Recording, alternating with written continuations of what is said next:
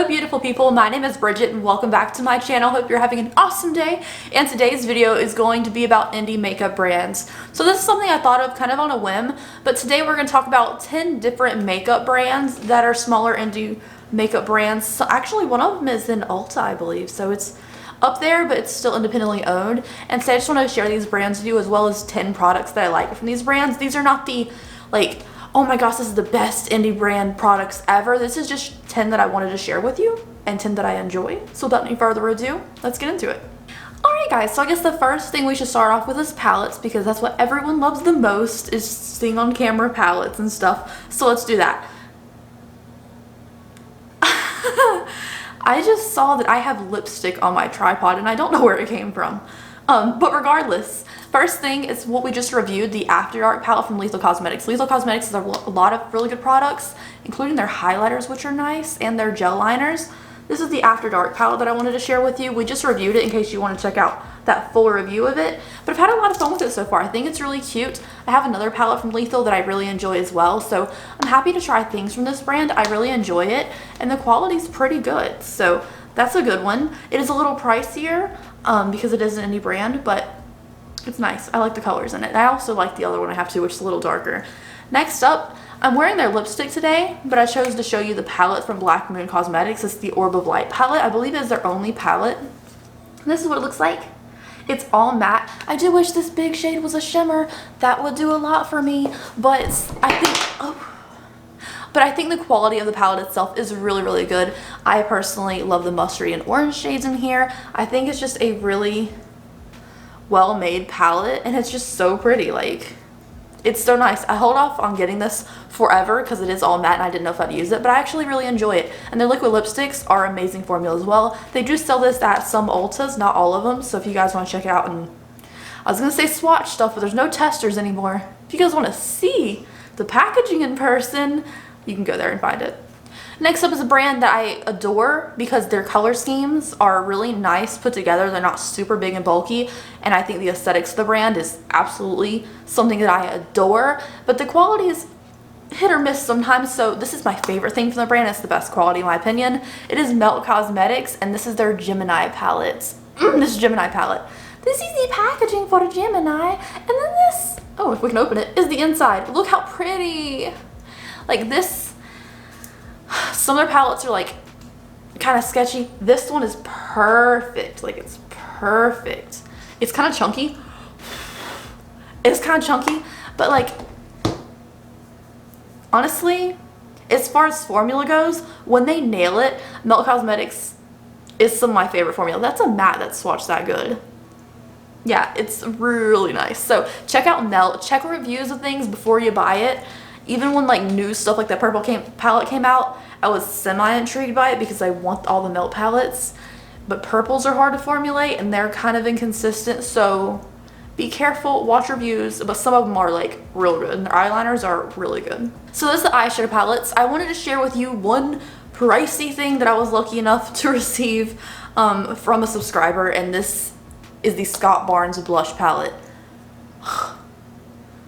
Okay, first of all, pricey, yes, but like, look how pretty. It has a magnetic closure. You guys know I'm a sucker for that.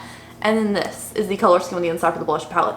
I've never tried a yellow blush before this. I used a lot of it today, mixed in with a little bit of the orange shade for this golden moment. I had a yellow lip on with this originally when I first put it on, but this palette is so pigmented. Like, you only need like a baby in the pan and your brush is coated, like, and there's no kickback in the pan. It's so well pressed. I feel like the formula of these are just out of this world. This orange shade, you guys, this one, so pretty. I really like this pink as well. The only one I haven't used on my face so far is this one, just because these are super pigmented and that's very dark. The rest of them I'm able to use all the time, and I've had a hard time between the Lunar Beauty blush palette and this one. I've had a hard time using any other blushes. There's a glitter on my hand from the previous thing, but blushes don't normally swatch like this, you guys. I mean, some people probably wouldn't want a really, really pigmented blush palette just because it is easy to overdo it. But I've really been into blush lately, and I feel like the stronger, the better. And I really like this yellowy moment. I know I try to put like orange at the bottom and then stack up yellow on top. I'm not good at the yellow blush thing yet, but I'm trying, and this has been so much fun to play with. And I really feel like since they are so pigmented, if you said this was too much money for you but you still wanted it, you could justify it by saying it's also used as an eyeshadow palette because it's that pigmented. Okay, next up is Give Me Glow Cosmetics. Now, I love their palette formula, but this is their setting powder. So this is the shade Sugar Cookie. It is my shade. I used it to set my face today for today's video, and I just thought it was a really, really nice setting powder. You get 32 grams or 1.12 ounces of product. Anything over an ounce of product is a really good amount for a setting powder, and I think it's just really nice, soft, finely milled, and not too finely milled where it's all in the air. So it's a nice in-between, very fluffy powder. Next up is Kaleidos Makeup. This is their Diamond Dasher highlighter.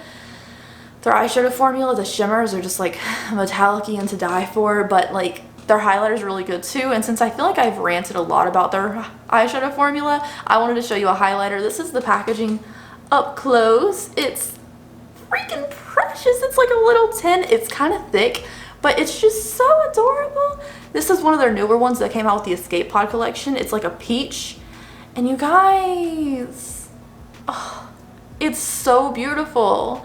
Their highlighters, they do have glitter in them, but it's not like glitter all over your face. It is just a nice amount where it's still a glittery highlight that looks fun and really cute without being overwhelmingly glittery. Ugh. Yeah, really great quality from them. I really enjoy their products. Since we're talking about facey things like blushes and highlighters, let's talk about a brand that I feel a little guilty about, but I had to be honest. So we just reviewed the OMF Cosmetics Sugar and Sweets palette. It was not good. I will leave that review link down below, but I love their lashes we tried out in that video, and their highlighters I've tried for a really long time. This is Playdate. It's my favorite one. It came broken, so I repressed it, but as you can tell, it's just an icy pinky kind of color, kind of similar to Ofra's Pillow Talk, but I just love how metallic it is. There's no glitter in these. I feel like when I wear a glitter highlight, it has to be that kind of mood, but I can wear metallics all day long. Really fantastic, even after being repressed. Their highlighter formula is so pretty. So OMFG has really pretty highlighters. I do think this packaging is a little thick and a little kiddish, like kid-like, but it is also like a really great quality highlighter, so I'm not gonna complain about it. Like, that's beautiful. Alright, so we only have 3 products left. We're speeding through this video. I just wanted to be like, these are good. Maybe you should try these. These are good. Maybe you'll like them.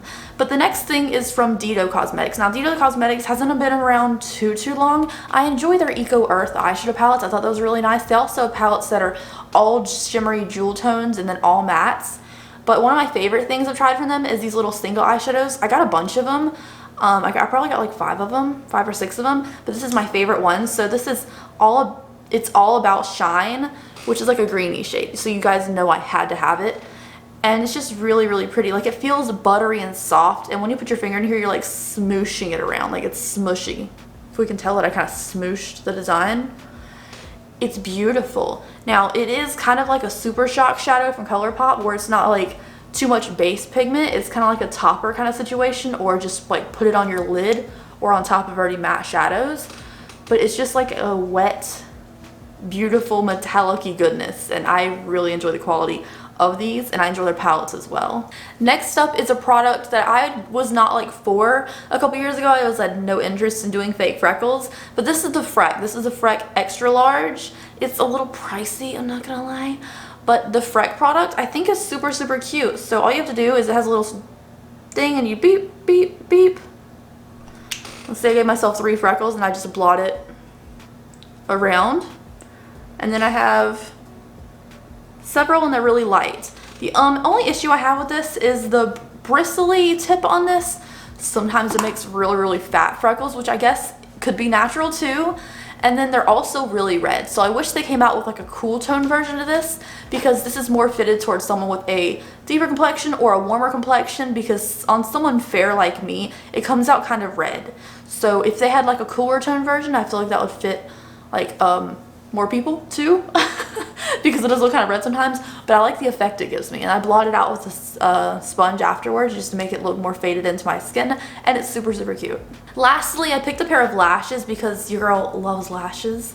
I am not wearing Indie lashes today. I'm wearing Lily lashes, but when I was picking indie lashes, the bold face makeup lashes came up. So this is my favorite style. You can see I've already worn them. This is in the style Mega Babe. They have tons of different styles of lashes. These are my absolute favorite by far that I've tried. I've only tried like 4 pairs, but they're so big and so flary. Like, I love the flares, and I think they're absolutely great quality lashes for the price. So I really enjoy those as well, and I will definitely buy more of those in the future. Anyways, you guys, that is it for today's video. Thank you so much for hanging out with me. Thank you so much for watching. Please let me know an indie brand that I should check out in the comment section down below. I told you guys in a couple videos ago that I'm on the lookout for like indie lash brands and maybe like spooky brands I want to try out. Even if they're smaller brands, I'd be happy to try them out. I just want to like support indie brands lately. I want to buy some more like smaller like brand stuff. I was gonna say smaller creator, but they're creating products, so you know, that's what I'm trying to say. So if you guys see any spooky brands, tag me in it if I'm not already following them. If you guys see any like indie lash brands that are like foaming preferably, that'd be great. And I'll see you guys in the next video. If you're not subscribed to my channel already, I'd greatly appreciate it if you did that. I don't know what it is to me coming to the end of video, but I can't ever speak.